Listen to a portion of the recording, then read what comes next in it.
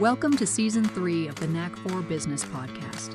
Over 250 episodes strong, we're here to ignite your entrepreneurial spirit with fresh insights, networking gems, and creative strategies that elevate your game. Are you ready to discover what your Knack for Business truly is? Your hosts are Bernie Franz Grote from Creative Insight and Wayne Pratt from Motivate You Inc. How can you start using AI today to save time and grow your business without feeling overwhelmed? That is what Percy will talk about. Our guest today is Percy Barr from Percy Barr Consultancy. Welcome back to the Knack for Business podcast, Percy. He's a versatile consultant, certified life coach with extensive experience spanning the tech, healthcare, and entrepreneurial sectors.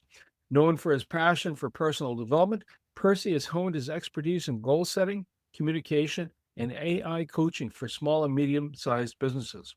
As a competent Toastmaster, CTM, and competent communicator, CC, he combines his skills in public speaking, coaching, and AI-driven strategies to help individuals and businesses unlock their hidden potential. Whether through one-to-one sessions or group workshops, Percy empowers others to embrace and achieve their goals with clarity and confidence. Percy, how are you, sir? Any favorite quote or saying? That's interesting. The problem with quotes and sayings is they evolve over time. And your favorite today is not your favorite tomorrow. But I do have a word that's working in my work, and that's as we get older, it's really legacy. And how can we work to create a business or a pattern that we can hand on to the next generation? And that's where I'm focusing my time these days. So I won't answer your question, but I'll answer your question. Well, thank you. I appreciate that. And in fact, you mentioned a kind of a key interesting word, legacy, because with your tech background, legacy systems, if you've ever owned a beta tape, VHS tape, those are all legacy systems. Not necessarily current systems aren't reverse compatible per se. Nope. But now we see AI coming on the horizon. We used to see that embedded in other systems. If you've owned an Alexa, Siri, Google, and you say, hey, pick the name and say, I've got a question. That was usually a large business. But now it seems like it's coming down away from the heavens or the people on the bleeding edge to the mere mortal. Why do you think that's happening? How's that evolving? Bernie, I think you'll find that the average person thinks that this has just happened overnight. But this has been going on for a long time. The first adventure into artificial intelligence was actually back in World War II. Ian Turney, one of the developers of the people who broke the code for Enigma, was actually writing AI stuff during that to help break that thing, using mechanical means to do it. So it was really, we've come a long way, and big companies have been using artificial intelligence for probably the last 10 to 15 years to capture data and grow bigger. It had to be bigger companies because of the sheer amount of horsepower required from a computing point of view to actually make all that calculations going on. Then along comes my favorite, which is ChatGPT, and that's the one that really threw it out to the public, which allowed for a small fee or even free, you could actually work within some artificial intelligence, get a feel for it. Now we're finding out that we can use this for all kinds of things. And of course, there's other large language models out there. There's Claude and there's Copilot and there's a few others. There's all kinds of these engines out there that are available to the average user. But it's a little bit like the heydays of the personal computer. Yeah, you could go and you could buy a computer if you had 10 grand. Once you got it home, you might be able to write a document and play a couple games on it. But what were you using it for business? How are you using it to promote your modeling strategy? Or your business cases? How are you doing it to create presentations and marketing content? It was left up to you to figure that out. With artificial intelligence, we can do some of that and take the heavy lifting out of most of the jobs that the small businesses needs to get off their plate but don't have time to do. Every small business needs a marketing plan. Every small business needs marketing material. Every small business replies to email. Every small business needs to work on their presentations. These are all things that artificial intelligence can do. And for the small business owner, we can go a little bit farther. I hear what your accountant is saying. Now put it against artificial intelligence to see whether your accountant has missed something. I see what this proposal looks like. Tell me what I could do to make it a better deal. I have this contract. Summarize it and give me the clauses that could get me in trouble. It doesn't mean you should trust AI to the total, but you can do some of that heavy lifting and get a lot of stuff off your plate quickly. So the obvious podcasting question is, how does this help a small or medium business actually be more efficient? The next question that flows right from it is, how long until you're not actually in the ditch by not using it? So AI is here to stay. There's no way that we can take it out of our lives. It's been running in the background for a lot of these companies. Did you know that Amazon, that 35% of your purchases are suggested by artificial intelligence? So when you buy that pound of coffee off Amazon and it suggests a new brand of coffee, or suddenly it's got a new perk that's exciting, that type of suggestion is also an AI thing. It goes back into your cart and it says, Wayne bought A, B, and C. Therefore, he's probably interested in D, right? And puts that in front of you. That generates 35% of Amazon's orders. Okay? So that's not going to go away. But the average business person who's overwhelmed with the day-to-day workings of life, if we could cut 4 or 5 hours a week out of just content creation for them, what would that do to their business? What would that do to their lives? If I could put 2 proposals in front of someone and they could take AI and pull out 10 points of each proposal that are strong, would that make it easier to make a decision as to which person you would take? Not just based on price, but also based on conditions. One of the things with the public sector is it seems like they put all these conditions in, but the bottom dollar is really what drives the contract. Maybe that's not the way we should be doing business anymore. Just mentioned something about Amazon and how they're doing predictive sales. Is the level right now, and I understand shaving time off. In other words, I've got a cluster of information here, whether it's a spreadsheet, my books, whatever, and you go over to ChatGPT or Claude or whatever platform you're running and going, hi, sort this out and tell me I have questions, or give me the highlights and give me the pain points or the unobvious missteps, whether they're mine or otherwise. And it goes gurgling off and doing that. So a couple of things are coming up that to mind. One is to do analytics.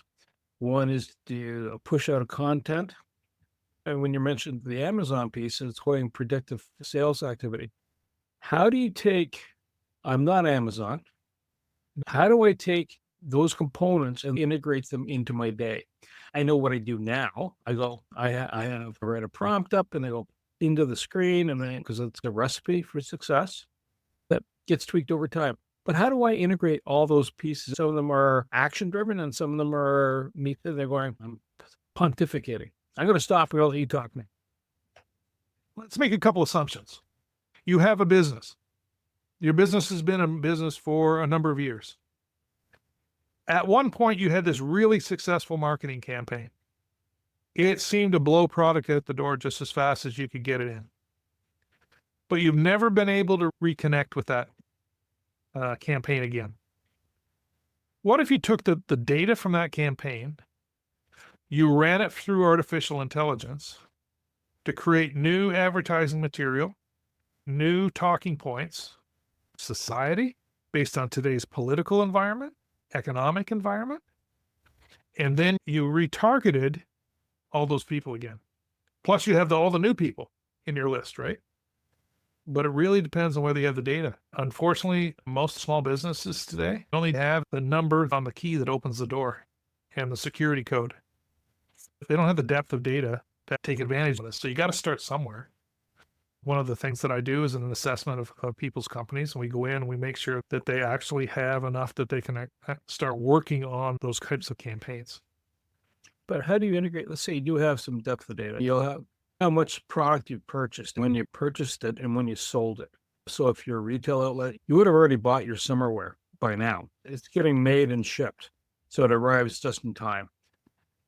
But how do you integrate that information? It's sitting inside a spreadsheet or some sort of database somewhere. How do you attach the AI to it? Is it you just sit there and you manually pick it up, or does someone build you a little device like a web crawler and goes through all your data? And I may be Oh, oversimplifying it. no, I think one of the things you don't want to do is give AI full access to things like the back end accounting system. So you would take the results of your accounting system and work them through artificial intelligence. So if you take a gentleman who had a campaign selling cars, okay, what car are we going to talk about? Make it a sports car. But of course, Porsche. Okay. So you have a demographic for Porsches, right? Types of people who would buy it, types of their gender, education, job, income, those types of things. So let's take AI and we'll actually put that against, I have a pink Porsche or a blue Porsche or a yellow Porsche, pick the color. Give me the types of people worldwide, research that data. So it goes out into the web and it looks at the types of people who like pink, the types of people who like race cars, the types of people who normally have the jobs that could support a Porsche. And it gives you a demographic of what those people are. Then you can go to marketing tools like Google or Instagram and target those types of people. You can use AI to find out who your avatar is for your particular business. You can use AI to find out, to know who the avatar is for this particular product and work it that way. You can also then go back through your database of clients and say, give me the people who fall into this demographic and start targeting those people for your marketing. So if you have 10,000 people on your list and you have a choice, you either start at the top and I've made one dial and now I have 999 to go, or it pops out a list of maybe 10 or 15 people. That's easier to market to 10 or 15 people than it would be to 1,000 or 2,000 or 10,000. Does that make sense to you? One thing that playing around in this marketplace, I have found there's been more promises made than shipping. ChatGPT is probably the best example of somebody actually using an AI product.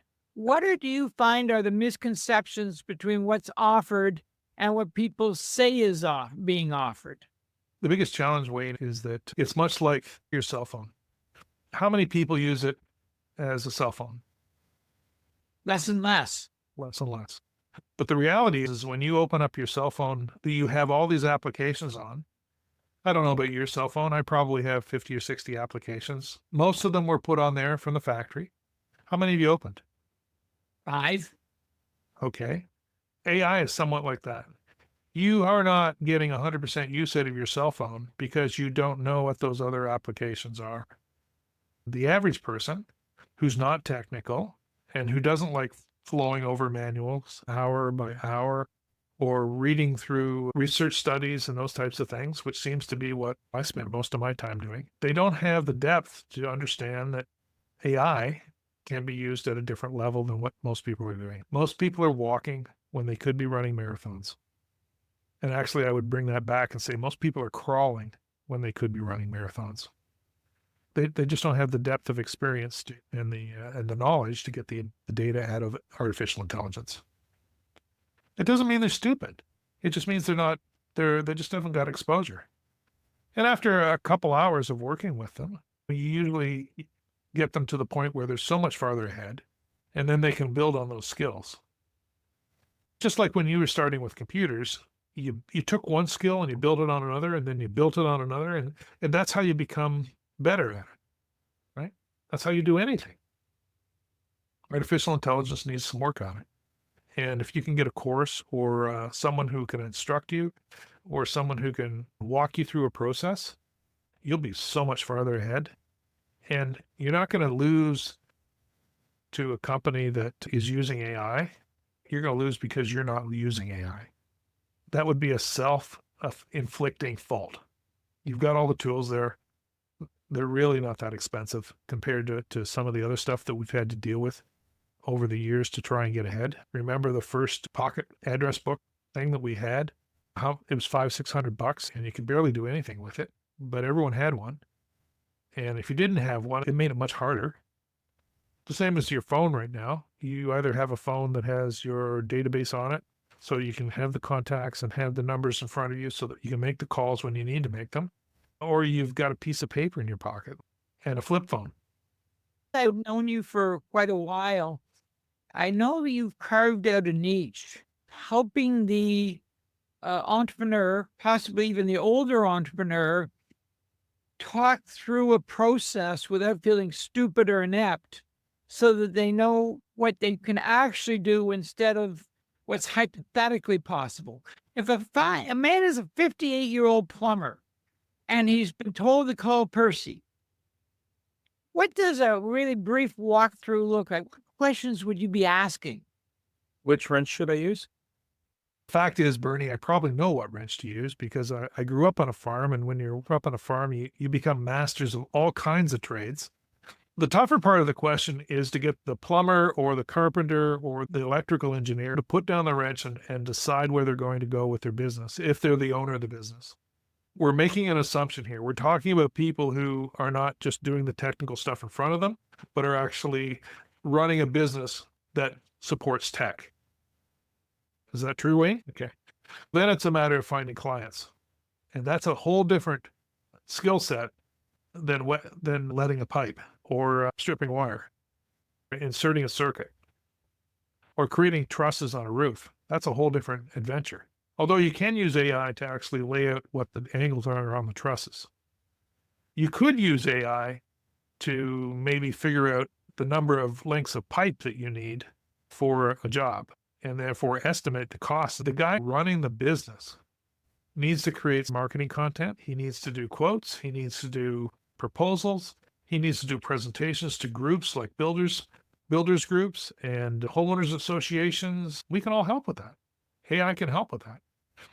What if he took a presentation that was really successful in a home ownership group, a condo that he presented to the condo owners, and he had to do a similar presentation to the Chamber of Commerce in about 2 weeks?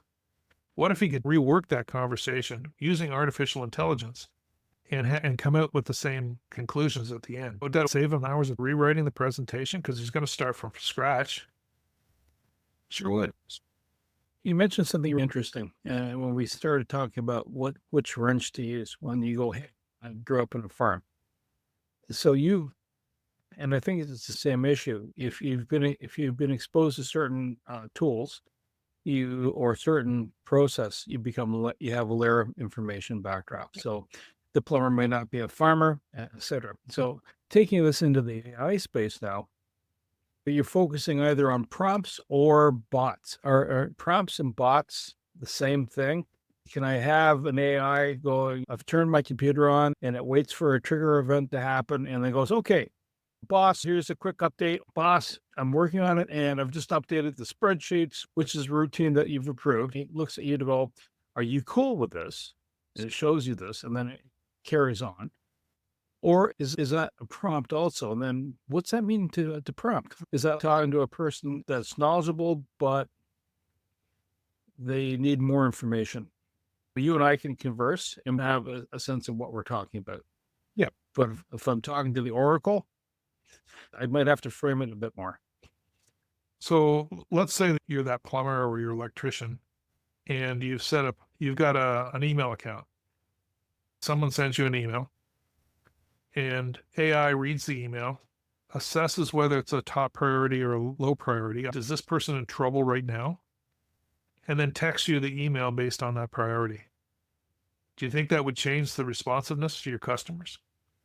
What if you had a phone call come in and somebody phoned your organization and left a voicemail because no one was around to take it? That voicemail captured the number that came from. That went against your database to see whether it was an existing client. If it found it was an existing client, it texts to the client to say, hey, I got your call, your message is in the queue, but I just wanted to check whether this is an ongoing emergency or you were just after some support or you'd have a question that can wait for later. Based on that result, it sets it in the queue for when your support people get back to that person. Do you think that would change the way people do business? That's all possible. We've all experienced trying to get help from a cable company or a phone company where you go through these trees. And what do you think is the biggest difference now between what currently is possible and these nightmares that us 50 plus men, most of them, because we're not very patient, have with these? I want to heal that. I think that what I've seen in a couple companies, Wayne, is they're just upfront. Hi, I'm Joe Smith's chatbot. I'm trying to solve your problem if I can. If not, I will refer it back to Joe. So that's the first prompt that comes up, or the first response back. And that can be done through an artificial voice, or that can be done through a text message or an email. And so it's looking for some type of response back to try and help the customer get through their problem and get their problem solved. When I phone our cable company or one of the other support things, yes, you can be forever and you have to go through a tree to find the stuff.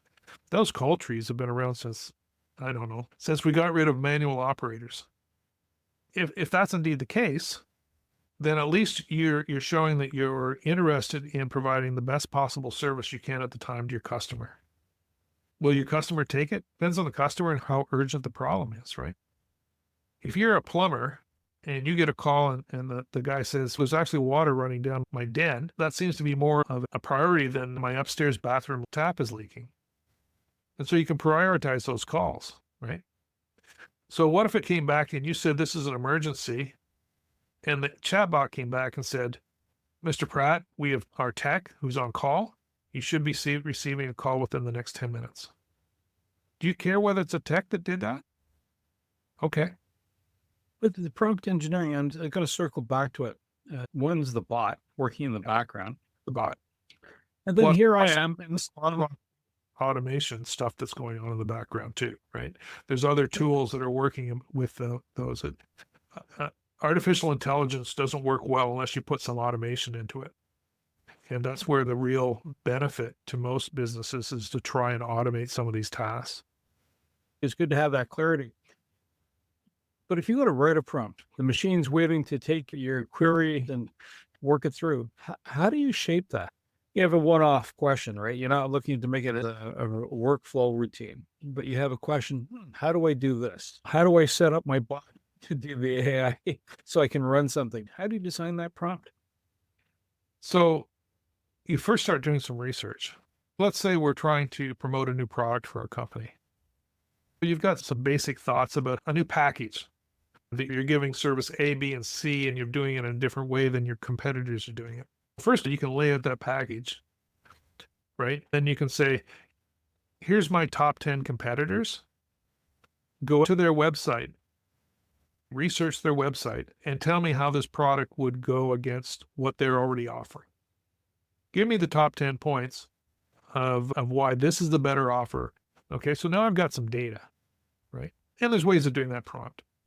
So now we actually have to try and create, let's say it's an email that we're pushing out to a few key clients to see whether this offer is even viable to them. So we say, you start the prompt by kind of like create an email to the following client who does A, B, and C. The client is, I want the email done in a sales type form. Here's the model I want to use. Maybe it's a PAS type of model or whatever you're using. Then I go, okay, now I want to use the voice of a copywriter of your choice or an expert of your choice. I want to write it at grade 8 level or a grade 10 level. I want it to be enthusiastic and passionate about this product. I want to have a call to action at the end. Press enter. You ever think he's going to replace Robin Williams for that spontaneity? No, it's never going to replace Robin Williams. It's not going to replace a lot of people when it comes to that type of creativity. It really does good at factual product.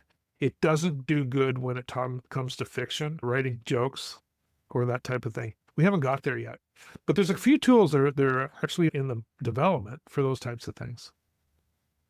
That's how we would start a prompt. And then you would take that response, you would copy it, pull it into your favorite word processor, and then you would put your voice around it. We always have to remember that AI is a tool. It doesn't necessarily give us a correct answer. It's not a professor. It's not a business. It's not Elon Musk. It's not Albert Einstein. It's a tool. And so you bring it into your favorite word processor. You edit it to be your voice with your message. Make sure that it doesn't say anything incorrect, because you're ethically responsible as soon as you press send for the results of that. And then you would start your campaign. Give me a series of 10 emails that I want to send out to these 100 clients. Then you would load it into your CRM, which is a client relation management software that would actually send those emails out and make them personalized and do that type of thing. So that's what you would do. Give me the support material I need for this. Create, what should I put in the pamphlet that I send out?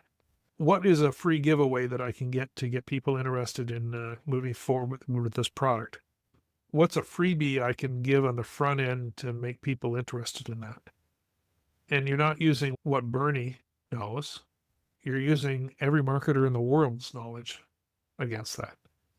Because I don't know about you, but I haven't read every marketing book in the world.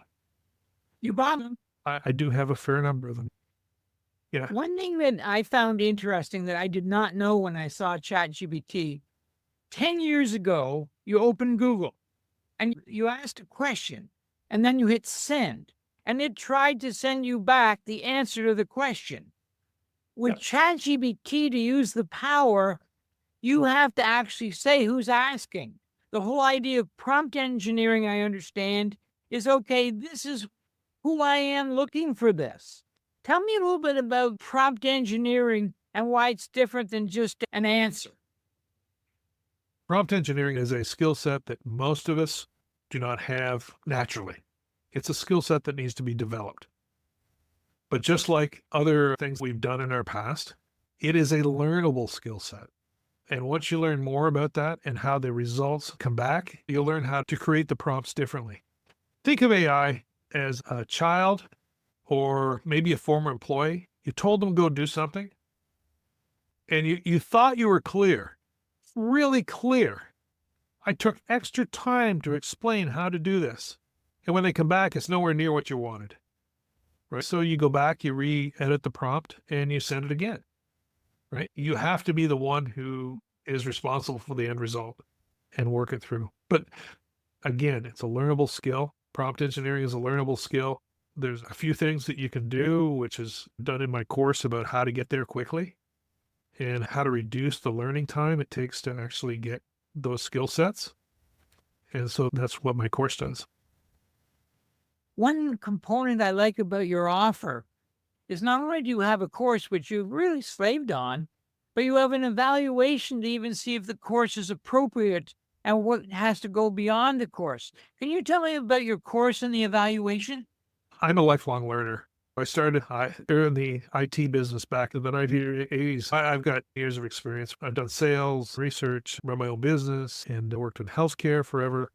I'm constantly learning. When artificial intelligence started to show its ugly head, or that's how some people call it, I started doing some courses because I tried to get ahead of the curve. With AI, you really need to work on how you can get that done and how you can do it quickly. With every new industry, you've got about a 3-year, once an industry starts, from the development of the computer to its actual full engagement it's about 4 years. And then all of a sudden, every business had to have one. The same with the iPhone. It took a little while, and then all of a sudden, everybody had to have a phone. We're coming up on about the 3rd year of when artificial intelligence started to become available to the public. We're looking at a curve that's just going to go straight up. It's going to make a hockey stick look backwards, right? So staying ahead of that. So what we do is we go in and we do I go in and some of my team go in and we do an assessment. We go in, we ask a bunch of questions, we try to figure out where you're at, and then we make some suggestions about how we can move forward.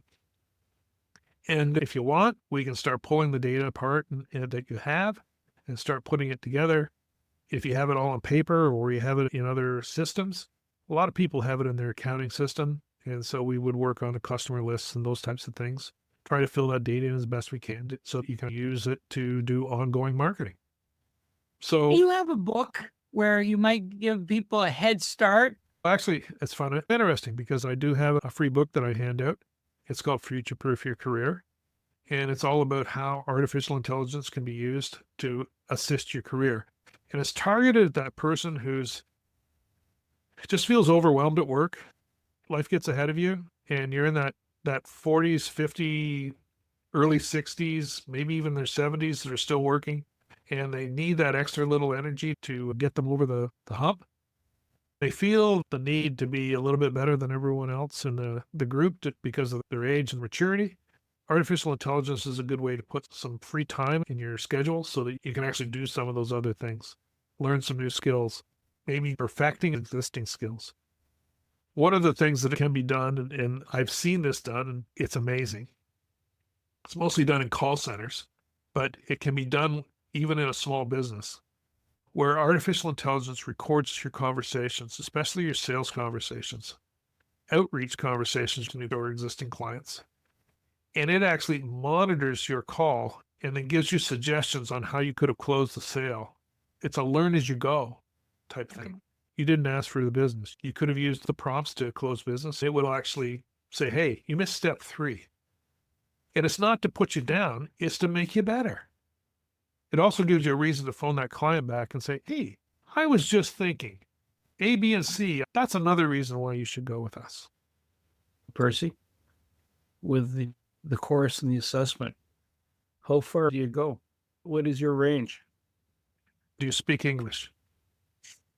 I was on the call. I have a lady I'm helping in Sweden. I work with some groups in the States. I work with people all over Canada, of course.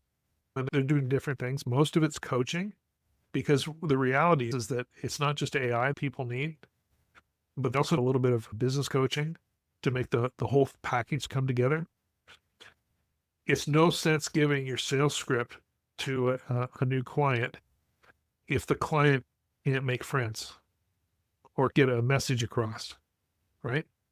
So we sit with people, talk about business. We also look for other ways. One of the things I like to do is when people start talking about their business and what they're doing, one of the things I'm trying to put together in my mind is, can we offer a different package than they're presently offering that would actually provide more business to them? And maybe we could price it differently. Maybe we could package it differently. Maybe we could put together a different marketing type of campaign, because that's one of the things that kind of excites me, believe it or not. And so I'm always suggesting to people, have you thought of this? For example, you charge on a monthly basis. What if you charged on a yearly basis? Could you get that money ahead of time and work that through? Could you give them an offer that was different? Can you provide them with a support call once a month that would give them some extra value? And what can you do? See, if this resonated, how would they get a hold of you and how do they get your book? You can go to percybar.com and you'll be asked to sign up for the book. You can reach out to Percy at percybar.com and get directly to me. I would gladly talk with anybody, Wayne, because the reality is that you may not be my person for business, but I bet you know somebody who is. On the reverse side, you might not be my person for business, but I might know somebody who needs your services too. So I'm always willing to talk to people and find out where they're going and where they're at. I have a high ethical standard. If I can't help you, I will tell you. I'm not going to take your money just for the sake of taking the money. That doesn't work for me. There has to be a two-way engagement for this, and there has to be benefits on both sides. So everyone who comes to me, Wayne, I don't take them on as clients.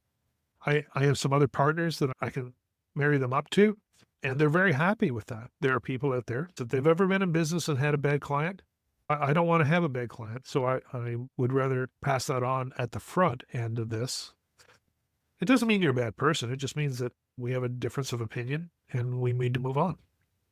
I want to say thank you to Percy Barr, my co-host Wayne Pratt, and you, the Knack for Business listeners.